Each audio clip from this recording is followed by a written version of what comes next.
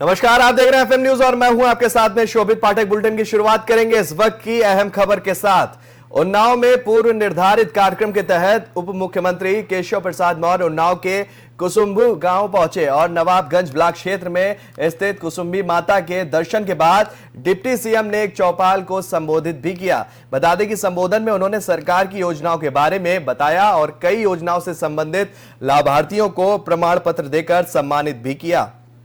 कार्यक्रम के बाद मीडिया से बात करते हुए केशव प्रसाद मौर्य ने अखिलेश यादव पर जमकर तंज भी कसा और खुद को जातिगत जनगणना के पक्ष में बताया। उन्नाव के कुसुम्बू गांव पहुंचे डिप्टी सीएम केशव मौर्य ने सबसे पहले यहां कुशहरी देवी मंदिर में मां कुशहरी देवी के दर्शन किए और इसके बाद मंदिर के पीछे लगाए गए सरकारी विभागों के स्टॉलों का भी निरीक्षण किया।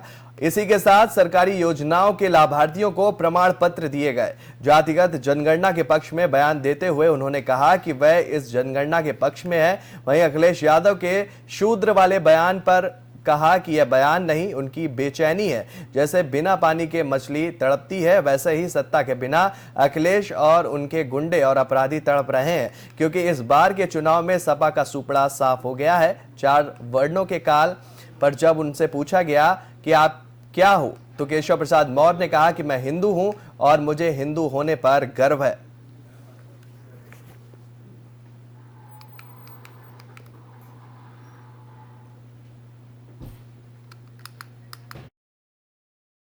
हमने अभी मंच से आदेश दिया है कि कोई तालाब है, अवैध कब्जा है, नहीं खाली कराएंगे। मत्स्य विभाग का एक विभाग था यहाँ पर पूरा, यहाँ तक मत्स्य विभाग से पूरे बच्चे बेचे जाते थे। अब वो पूरा ध्वस्त हो चुका है, पूरी मशीनें मोटर से ध्वस्त हो चुकी है। चेक करवा लेंगे और उसमें जो होगा कार्रवाई करेंगे।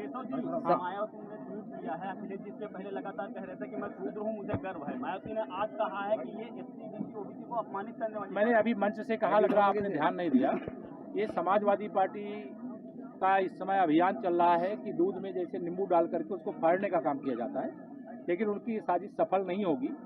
अभी विधान परिषद विशेष तौर से जिसमें शिक्षक और स्नातक लोग वोट डालते हैं, 5 सीटों का चुनाव हुआ। सपा का सुपड़ा साफ हो गया। भारतीय जनता पार्टी ने 4 सीटें उसमें से जीती है। तो 2024 का संदेश है, सपा समाजवादी पार्टी बनेगी। अखिलेश ने कहा था मैं शूद्र हूं और ये मैं योगी जी से भी पूछूंगा, आप क्या मानते हैं? देखिए, ये जो श्री अखिलेश यादव जी के ये बयान है, ये बयान नहीं है, बेचैनी। सत्ता के बिना जैसे पानी के बिना मछली तड़पती है, सत्ता के बिना समाजवादी पार्टी के मुखिया श्री अखिलेश जी और उनके गुंडे, उनके अपराधी और उनके समर्थक तथा कथित जो भी गलत रास्ते पे चलते हैं, वो सब तड़पते। हमने अभी मंच और बढ़ते हैं अगली खबर की तरफ। केंद्रीय मंत्री किरण रिजिजू आज यानी कि शनिवार को प्रयागराज आ रहे हैं। वह Allahabad high court bar association के 150वें स्थापना दिवस समारोह में अतिथि के रूप में शामिल होंगे। यहां अधिवक्ता उनका स्वागत करेंगे। जारी प्रोटोकॉल के मुताबिक केंद्रीय मंत्री नई दिल्ली से सीधे प्रयागराज आएंगे। यहां हाई कोर्ट में आयोजित समारोह को संबोधित करेंगे। अधिवक्ताओं के साथ वह भोजन भी करेंगे। कार्यक्रम के बाद वह सड़क मार्ग से वाराणसी के लिए रवाना हो जाएंगे। वहां महात्मा गांधी काशी विद्यापीठ में आयोजित कार्यक्रम में भी हिस्सा लेंगे। वहां से रात 8 बजे बाबतपुर एयरपोर्ट से दिल्ली के लिए रवाना हो जाएंगे।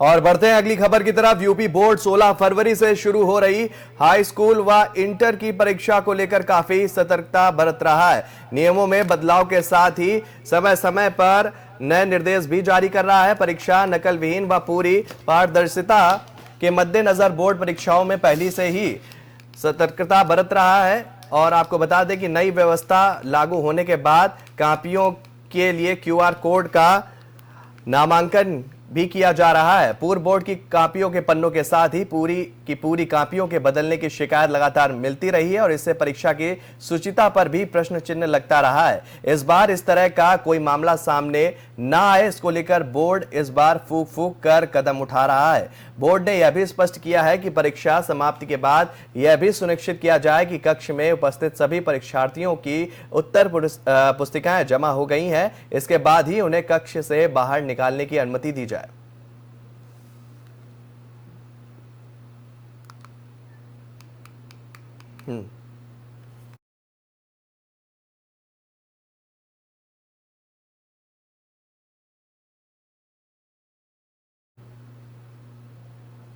प्रदेश स्तर पर आयोजित हो रहे ग्लोबल इन्वेस्टर समिट के तहत आज सोनभद्र में भी जिला स्तरीय इन्वेस्टर समिट का आयोजन किया गया, जिसमें सोनभद्र जिले में उद्योग लगाने के लिए राष्ट्रीय और अंतर्राष्ट्रीय स्तर से उद्यमी शामिल हुए। इस मौके पर जिला मुख्यालय पर एक इन्वेस्टर समिट का आयोजन किया गया, जिसमें 58 उद्यमियों के 1,10,000 करोड़ के निवेश का प्रस्ताव भी प्राप्त हुआ है। आपको बता दें कि इस इन्वेस्टर समिट में जिले में पहले से ही कार्य कर रहे उद्योगों ने अपने स्टॉल भी लगाए, जिनमें प्रमुख रूप से NTPC, Hindalco industries limited, northern coalfields limited समेत कई राष्ट्रीय अंतर्राष्ट्रीय संस्थान मौजूद थे।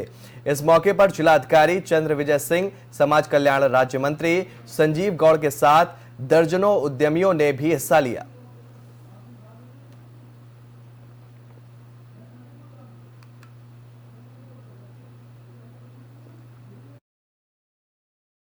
क्षेत्र में हो, सभी क्षेत्रों में हमारे उद्यमियों ने बहुत बढ़ चढ़ के इसमें अपनी इच्छा जताई है कि वो इतनी अमाउंट के काम यहाँ पे करेंगे और उद्योग स्थापित करेंगे, और इसका बहुत अच्छा प्रभाव पड़ेगा यहाँ के आने वाली अर्थव्यवस्था पे और यहाँ के आने वाले यहाँ पे जो लोगों को रोजगार के जो संभावना है। सर, ये एक इंडस्ट्रियल एरिया बनाया गया है, वहाँ पे होगा कि आज जो पिछड़े क्षेत्र है जहाँ पे बेरोजगारी है, जहाँ पे विकास नहीं हो पाया, वहाँ उन जगहों पे भी लगाया जाएगा? देखिए, अभी जो इंटेंट्स लोगों ने दिए हैं ये अपने अलग अलग क्षेत्र के लिए दिए हैं, तो वो क्षेत्र भी अलग अलग होंगे, कहाँ पे उनको ज़मीन उपलब्ध होती है, कहाँ उनकी इच्छा है, उसमें प्रशासन की तरफ से जो न्यू इंडस्ट्रियल पॉलिसी है, हमारी इन्वेस्टमेंट पॉलिसी है, उसमें जो गाइडलाइन के हिसाब से हमारे स्तर पे जो सहयोग होगा, प्रदेश स्तर पे जो सहयोग होगा, वो सब सारा चीज़ें उनको मुहैया कराई जाएंगी। और इसमें बहुत सारी चीज़ों पर छूट भी रहेगी, चाहे वो स्टैंप हो, चाहे बाकी चीज़ें हों। और ये पूरे जनपद में अलग अलग जगह पे इस तरह के इन्वेस्टमेंट होंगे, चाहे वो शक्तिनगर से लेकर घोरावल तक के क्षेत्र के बीच में। जी, उत्तर प्रदेश में बहुत बड़ा इन्वेस्टर समिट होने जा रहा है, उसमें बड़े बड़े उद्योग बंधु लोग आ रहे हैं और उत्तर प्रदेश में अपना उद्योग स्थापित करेंगे। हमारी सरकार का लक्ष्य है कि हमारे प्रदेश में ज़्यादा से ज़्यादा उद्योग लगे और यहाँ के बेरोजगार नौजवानों को रोजगार मिल सके। क्षेत्र में हो, सभी क्षेत्रों में हमारे उद्यमियों ने बहुत बढ़ चढ़ के